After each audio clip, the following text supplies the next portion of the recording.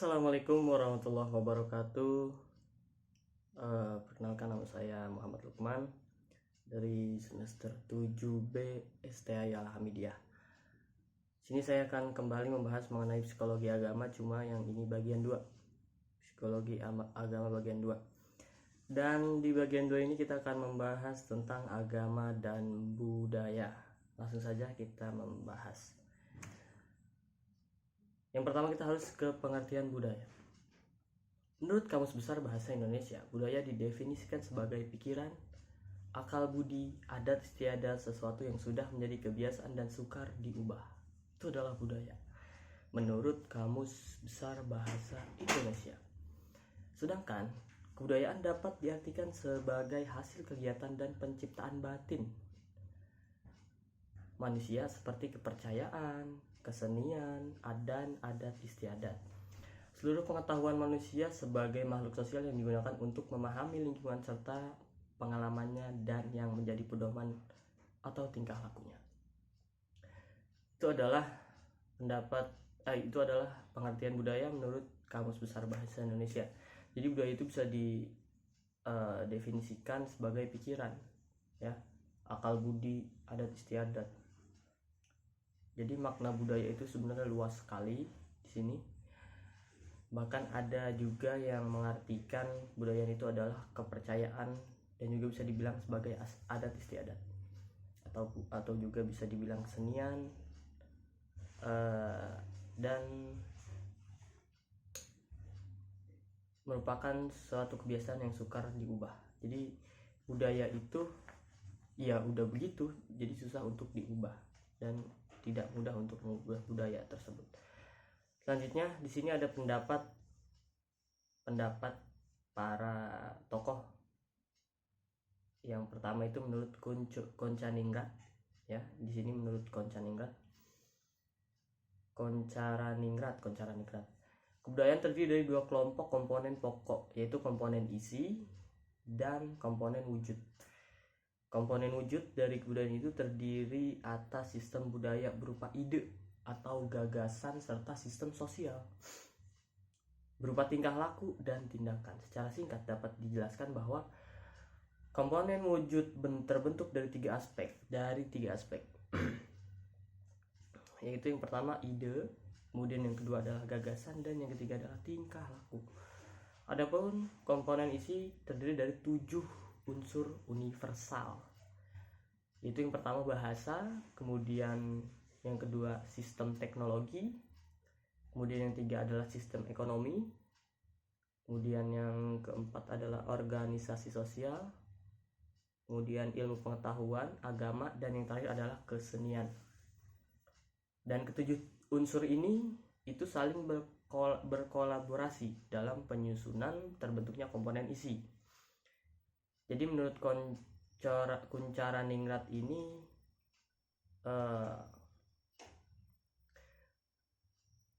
ada dua anggapan menurut Kuncaraningrat. Yang pertama itu adalah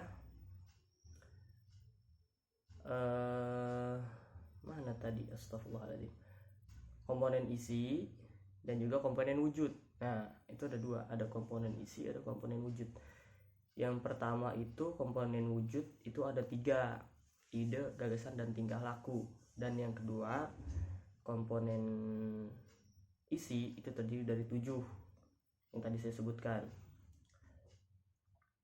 Jadi menurut Koncaningrat ini sangat jelas mengenai kebudayaan dan sangat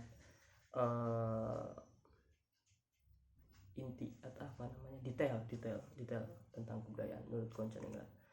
Selanjutnya ada juga menurut Goodenough, GOODENOUGH, Goodenough, bahwa budaya adalah hal-hal yang perlu diketahui dan dipercayai oleh seseorang agar ia dapat bertingkah laku dengan cara yang berterima dalam kelompok masyarakatnya.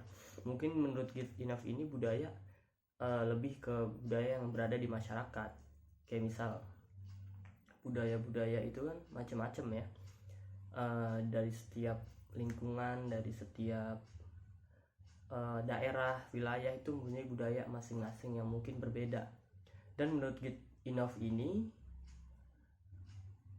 budaya itu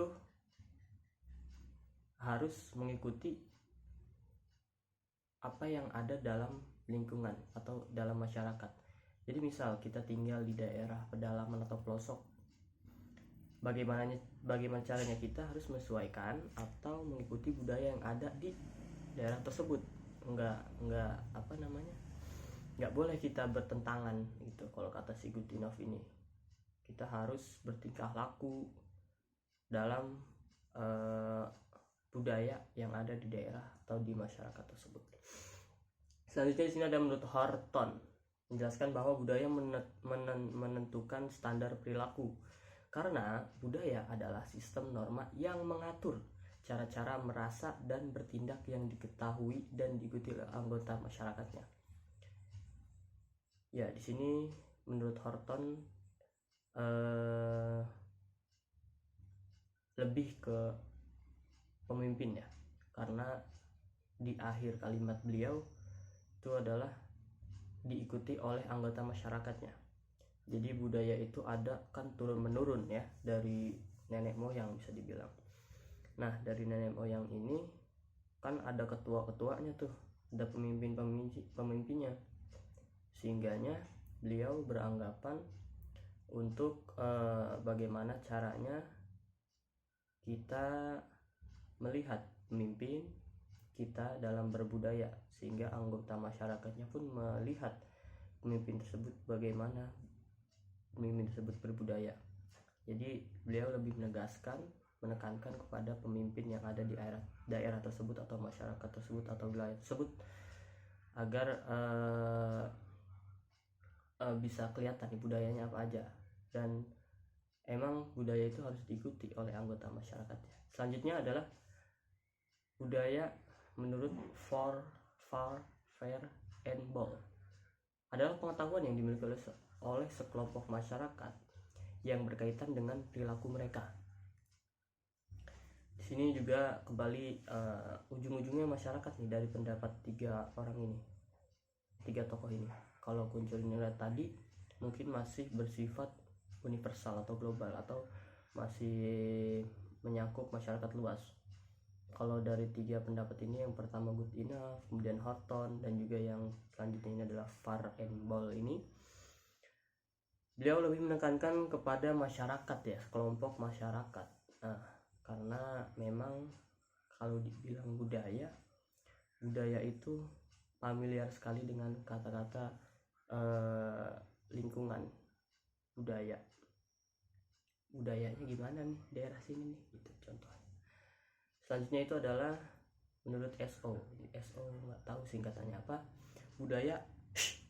Budaya akan selalu berkaitan dengan cara hidup kelompok masyarakat, termasuk cara anggota masyarakat budaya itu berkomunikasi atau bertutur ya. Jadi kalau menurut SO ini, budaya itu dilihat dari bagaimana masyarakat atau warga di daerah tersebut berkomunikasi atau bertutur kata, ngobrol. So, kita datang ke suatu daerah dan kita pengen tahu nih kira-kira di sini budaya kayak gimana nih. Nah, menurut CSO ini, menurut beliau, kita bisa melihat budaya dari masyarakat tersebut apabila kita melihat dari cara berkomunikasinya, dari cara bertutur katanya. Begitu menurut CSO. Selanjutnya adalah fungsi agama. Sini yang pertama, fungsi agama itu adalah memberikan makna tertinggi, atau dalam bahasa Inggris, the provision of ultimate meaning itu dalam bahasa Inggris. Selanjutnya adalah, ini ada beberapa poin. Yang pertama itu usaha untuk menafsirkan hal yang tidak diketahui dan mengontrol hal yang tak terkontrol. Ini ada bahasa Inggrisnya lagi, the attempt of interpret the unknown and to control the uncontrollable. Itu artinya yang tadi saya baca di atas. Selanjutnya yang kedua adalah personifikasi dari pemikiran manusia. atau bahasa Inggrisnya personification of human ideals. Ya, itu yang ketiga tadi, tentang pemikiran manusia. Selanjutnya adalah integrasi dari kultur dan legitimasi dari sistem sosial. Dalam bahasa Inggris, integration of the culture and legitimation of the social system. Jadi biar kita kalau misalnya ditanya juga kita bisa menjelaskan pakai bahasa Inggris nih. Jadi saya bacain bahasa Inggrisnya. Selanjutnya adalah proyeksi dari makna-makna kemanusiaan dan pola sosial kepada suatu entitas yang maha kuat dan maha tinggi. Di sini kita baca lagi bahasa Inggrisnya. Projection of humans meaning and social patterns into a superior entity.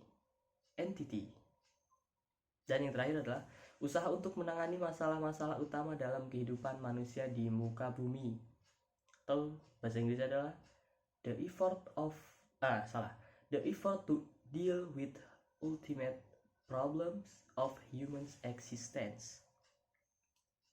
Itu tadi adalah beberapa fungsi agama. Kita lanjut. Sini ada fungsi undang-undang. Kita tahu kita hidup di negara yang berlandaskan undang-undang. Ini adalah fungsi undang-undang. Fungsi undang-undang, agama menentukan tingkah laku yang salah. Mana tingkah laku yang salah dan mana yang benar. Oke, dari ulang. Fungsi undang-undang, agama menentukan mana tingkah laku yang salah dan mana tingkah laku yang benar. Yang salah akan dihukum atau masuk neraka, dan yang benar akan diberi anugerah atau masuk surga. Agama telah menjadi undang-undang yang mengatur tingkah laku manusia. Sebenarnya itu agama memang sudah ada undang-undang, karena tertulis juga dalam Al-Quran, hadis, dan lain sebagainya. Dan kalau bisa dibilang itu adalah ada undang-undangnya gitu. Selanjutnya, Sang Maha Kuasa selalu menjaga dan memperhatikan umatnya, mengadili mereka dalam satu mahkamah muktamad di akhirat. Yang berdosa masuk penjara neraka, yang benar masuk ke dalam taman surga. Ini lebih ke arti undang-undangnya lebih ke agama ya. Karena kita tahu ada kehidupan setelah kita meninggal, alam akhirat, dan di sana nanti kita dihisab, dihitung amal baik, amal buruk kita, dan yang banyakkan dosanya masuk neraka. Kalau kita banyakkan pahalanya kita masuk surga. Itu pengadilan akhirat namanya. Kalau di Indonesia ada pengadilan meja hijau, itu masih dunia tuh masuknya. Undang-undangnya juga tertulis. Kalau di Indonesia tertulis, dan yang menghukum juga masih manusia. Memang kalau perkara agama yang hukum Tuhan Allah Subhanahu wa Ta'ala. Pengadilannya ntar terakhir. Sekarang kita lagi menjalankan bagaimana kita caranya biar banyak-banyak berbuat baik gitu, biar kita nanti di pengadilan akhirat itu bisa masuk taman surga gitu. Selanjutnya adalah fungsi meringankan beban hidup. Nah, agama mengambil alih beban dan membuat keputusan-keputusan penting dalam kehidupan, dari individu manusia ke Sang Maha Kuasa. Apabila manusia menghadapi beban hidup yang berat, maka mereka akan menghadap dan berserah diri kepada Tuhan. Iya, kita pasti namanya manusia. Kalau kita lagi down, kita lagi ngerasa berat banget, kok susah banget sih gitu, kita pasti menghadap ke Allah, kita berdoa, berserah diri, mau pertolongan gitu. Ya gitu, karena dengan begitu kan Allah mendengar, dan insya Allah doa-doa kita, harapan-harapan kita bisa terkabul gitu loh. Itu fungsinya meringankan beban hidup. Ini ternyata masih masuk fungsi agama ya. Jadi tadi kan sudah dibacakan, kita lanjut. Jadi fungsi agama itu sebagai undang-undang, bisa juga sebagai merenggang hidup agama itu. Kita selanjutnya lagi ada fungsi psikologis agama juga. Fungsi agama itu mencakup ke psikologis juga. Semua agama mempunyai sejumlah fungsi psikolog dan sosial penting. Agama mengurangi dan mengobati rasa khawatir dengan cara memberi penjelasan tentang hal-hal yang tidak diketahui dan membuat hal-hal itu dapat dipahami. Bila kita khawatir dan stres akan masa depan, tentang ujian, tentang pekerjaan, tentang apa saja, mari berserah pada Tuhan yang Maha Esa. Nah, jadi di sini adalah bagaimana caranya kita berserah diri sih, lebih buat berserah diri pada Allah, pada Tuhan lah ya. Karena kalau saya memang Islam gitu, jadi Allah pada Tuhan kita, untuk kita berserah diri akan sesuatu yang memang belum terjadi gitu. Karena sesuatunya udah ditakdirkan, sudah ditetapkan sama Allah. Jadi kita tinggal berserah diri aja, minta yang terbaik pokoknya. Itu guys, kita mah cuma husnudzon sama Allah. Bagaimana caranya? Allah yang atur itu semua gitu. Selanjutnya adalah fungsi tradisi lisan. Ini fungsi masih fungsi agama ya. Melalui ritual, baca-bacaan, dan mitologi, agama berfungsi dan meningkatkan pembelajaran tentang tradisi lisan.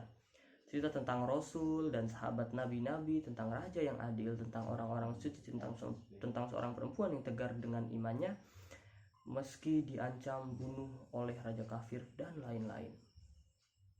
Ini kita tahu ya, tentang tradisi lisan ini kan dari, ya bisa dibilang turun-temurun dari zaman dahulu, dari zaman nabi ya kan.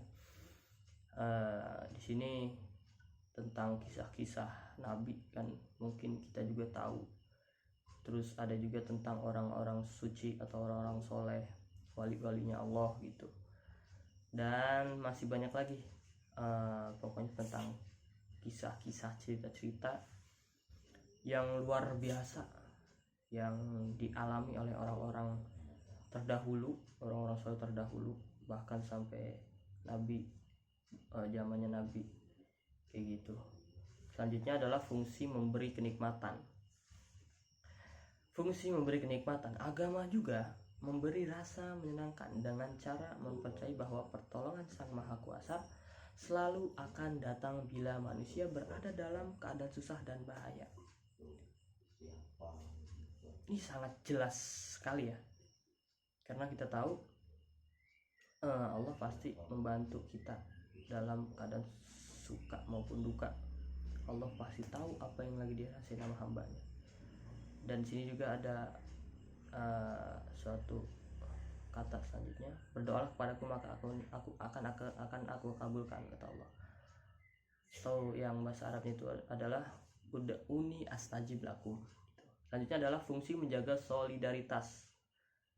Ini yang terakhir nih, agama memainkan satu peran penting dalam menjaga solidaritas sosial, persatuan umat dan gereja, saling tolong, saling kasih sesama manusia, apalagi sama agama.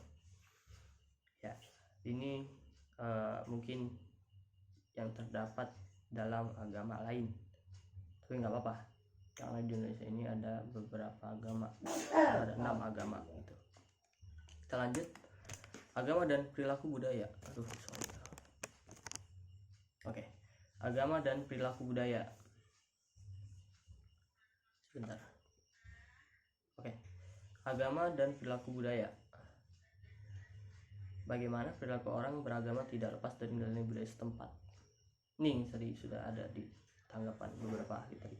Agama adalah simbol yang melambangkan nilai ketaatan kepada Tuhan. Itu agama tuh. Agama adalah simbol yang melambangkan nilai ketaatan kepada Tuhan. Budayaan juga mengandung nilai dan simbol supaya manusia bisa hidup di dalamnya. Agama memerlukan sistem simbol, dengan kata lain agama memerlukan kebudayaan agama. Jadi agama juga itu merupakan budaya gitu. Masih masuk gitu. Jadi dalam beragama itu perlu yang namanya kebudayaan beragama. Selanjutnya, agama adalah sesuatu yang final, universal, abadi, dan tidak mengenal perubahan. Sedangkan kebudayaan bersifat partikular, relatif, dan temporer. Iya, kalau agama itu kan abadi dan sudah final, nggak bisa diubah-ubah, dan juga bersifatnya universal buat seluruh orang gitu, nggak buat ini doang enggak gitu. Dan kalau budaya itu bisa berubah-ubah, walaupun ada tapi udah lama, temporer, tapi bisa berubah suatu saat gitu. Karena budaya sifatnya relatif kan, jadi nggak tok harus begini terus, enggak gitu. Selanjutnya adalah agama tanpa kebudayaan memang dapat berkembang sebagai agama pribadi, tetapi tanpa kebudayaan agama sebagai kolektivitas tidak akan mendapat tempat. Ini apabila kita beragama tanpa budaya, sebutnya agama pribadi jadinya nanti. Dan kalau kayak gitu, yang ada malah nggak dapat tempat gitu. Kalau kita terlalu keagamaan tanpa berbudaya kayak gitu. Selanjutnya, Islam merespon budaya lokal, adat atau tradisi dimanapun dan kapanpun. Kita berbicara mengenai agama Islam dan membuka diri untuk menerima budaya lokal, adat atau tradisi sepanjang budaya lokal, adat atau tradisi tersebut tidak bertentangan dengan spirit nas dan juga Al-Quran dan juga nas Al-Quran dan juga sunnah gitu. Ya, jadi Islam itu fleksibel gitu. Selagi adat atau tradisi atau budaya lokal yang berada di daerah, di wilayah, di tempat tersebut tidak bertentangan dengan Al-Quran dan juga sunnah, ya ayo gitu, ngikut-ngikut aja kita mah gitu. Islam gitu, kayak gitu tuh Islam. Contoh kegiatan tahunan yang bernama nyadran merupakan ungkapan refleksi sosial keagamaan. Hal ini dilakukan dalam rangka menziarahi makam para leluhur. Ritus ini dipahami sebagai bentuk pelestarian warisan tradisi dan budaya para nenek moyang. Ya, jadi nyadran itu merupakan budaya zaman dahulu. Zaman dahulu nenek moyang tuh sering nyadran tuh. Dan nyadran ini dalam tradisi Jawa biasanya dilakukan pada bulan tertentu, seperti mau Ramadan, mau Syakban, sama mau bulan Roah tuh. Orang Jawa sering nyadran. Proses ritus pelaksanaan nyadran itu adalah 3 hari sebelum menjelang pelaksanaan nyadran. Warga mengadakan nyekar dan tradisi keagamaan, tradisi manganan atau dalam kurung kondangan. Nyekar sebagai satu bentuk tradisi ziarah kubur dengan membawa bunga, kemudian ditaburkan pada makam yang ditujukan kepada nenek moyang dan arwah leluhur. Tuh, itu nyadran tuh. Ziarah makam satu dari sekian tradisi yang hidup dan berkembang dalam masyarakat Jawa. Nyadran, ziarah makam, itu merupakan tradisi yang ada di masyarakat Jawa, Jawa Barat, Jawa Tengah maupun Jawa Timur. Tradisinya atau ziarah kubur ini ditujukan kepada pepunden masyarakat atau leluhur, nenek moyang lah ya. Dalam melakukan ziarah kubur, masyarakat membawa sesaji dan ubarampe atau pelengkap ya. Setelah ritus ziarah kubur dilanjut dengan manganan, kondangan yang tadi tuh di kompleks makam. Jadi habis ziarah bisa makan-makan gitu kali mah. Dampak tradisi nyadran dapat dirasakan oleh masyarakat sebagai wujud balas jasa atas pengorbanan leluhur yang sudah mendidik, membiayai ketiga anak-anak hingga menjadi orang yang sukses. Jadi merupakan bentuk balas jasa ya atas pengorbanannya gitu. Pelestarian tradisi nyadran merupakan wujud pelestarian budaya adiluhung, peninggalan nenek moyang. Terdapat sejumlah kearifan dalam prosesi tradisi nyadran yang sangat relevan dengan konteks kekinian. Lebih dari itu, nyadran menjelma sebagai ajang silaturahmi, wahana perangkat sosial, sarana membangun jati diri bangsa, rasa kebangsaan dan nasionalisme. Rasa kebangsaan dan nasionalisme. Saat pelaksanaan nyadran, kelompok-kelompok keluarga atau tertentu tidak terasa terkotak-kotak dalam satu sosial gitu.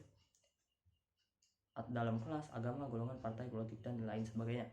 Jadi dalam nyadran ini nggak ada tuh yang misal orang bekerjanya apa nih, dia pejabat atau dia seorang pegawai bank atau dia kantoran gitu, nggak peduli. Dalam nyadran ini semuanya itu nyampur jadi satu. Situ ada petani, situ ada tukang ojek, di situ ada orang yang nggak kerja juga ada gitu. Jadi dalam nyadran ini nggak ada tuh namanya terkotak-kotak atau terpisah-pisah. Misalnya orang yang gawainya bagus paling depan, nggak ada. Di sini sama semua, satu sama gitu, nggak ada perbedaan gitu, nggak ada terkotak-kotak dalam nyadran ini. Serta agama juga, itu mungkin ada juga dari agama lain yang mempercayai tentang tradisi leluhur ini, beliau bisa ikut juga dalam proses nyadran ini gitu. Selanjutnya adalah 3 kategori fungsi adaptasi tradisi. Yang pertama, kepercayaan tersebut memuaskan kebutuhan dasar, harapan, dan emosi. Kemudian, kepercayaan pada Tuhan dan kekuatan lain membuat seseorang berharap pada keajaiban ketika menghadapi ancaman kehidupan dan juga kegagalan. Kehidupan setelah mati membebaskan kecemasan terhadap prospek kematian seseorang dan kematian orang yang dicintai. Kepercayaan terhadap keberuntungan dan membantu seseorang menghadapi risiko, kegagalan, dan keberhasilan. Ini adalah fungsi adaptasi tradisi. Yang pertama. Kemudian yang kedua adalah kepercayaan tersebut dan ritual yang dilakukan secara bersama meningkatkan kohesivitas kelompok pada level yang dalam.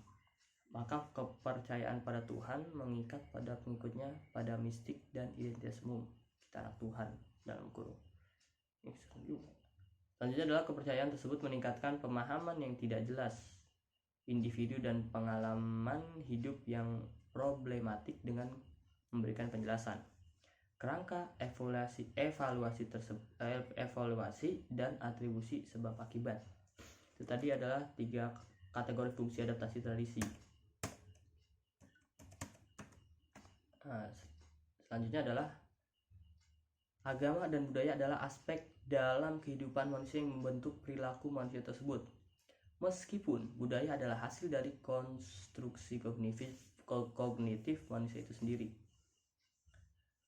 Iya, jadi dari agama dan dari budaya itu manusia, dari perilaku manusia itu terbentuk gitu. Walaupun budaya itu hasil kognitif, konstruksi kognitif manusia dari diri sendiri, tapi ada faktor gitu yang membuat perilaku manusia dari 2 aspek ini, agama dan budaya. Sebenarnya agama dan budaya sangat besar pengaruhnya pada manusia, sangat. Kan tergantung kita hidup di wilayah mana, daerah mana, gitu. Agamanya apa, budayanya gimana sih daerah dia gitu. Selanjutnya adalah perbedaan perilaku dan bias penilaian, karena berbagai bentuk agama dan budaya dapat membuat pada diri kita masing-masing untuk lebih toleran pada orang lain. Diharapkan juga akan menurunkan konflik interpersonal. Nih, gitu. Bisa dilihat dari berbagai dari bagaimana caranya dia beragama dan berbudaya untuk melihat sifat dia tuh kayak gimana gitu, ataukah lebih toleran pada orang lain, pada agama lain gitu. Bisa dilihat dari agama dan budaya. Selanjutnya adalah perbedaan agama dan budaya adalah hal yang akan terus ada karena memang itu keterbatasan manusia dalam menilai dunianya. Tetapi yang perlu diantisipasi adalah bagaimana perbedaan itu bermanfaat. Jadikan perbedaan itu berjalan bersama untuk kesejahteraan bersama. Itu yang terakhir dari mengenai psikologi agama bagian 2 yang membahas tentang agama dan budaya. Poin terakhir ini adalah perbedaan agama dan budaya adalah hal yang akan terus ada. Jadi pasti ada gitu, nggak mungkin nggak ada, akan terus ada. Dan jadi bagaimana caranya kita harus memanfaatkan perbedaan tersebut jadi hal yang baik gitu, dan bagaimana cara kita mengcombine antara agama dan budaya ini. Walaupun berbeda, untuk bisa berjalan beriringan supaya mendapatkan kesejahteraan bersama. Itu dia tadi tentang psikologi agama bagian 2 yang membahas tentang agama dan budaya. Mungkin itu saja yang dapat saya jelaskan. Mohon maaf apabila banyak salah kata, salah pengucapan, masih terbata-bata dan sebagainya. Saya ucapkan terima kasih yang menonton sampai habis. Mohon maaf dan sekian dari saya. Wassalamualaikum warahmatullahi wabarakatuh.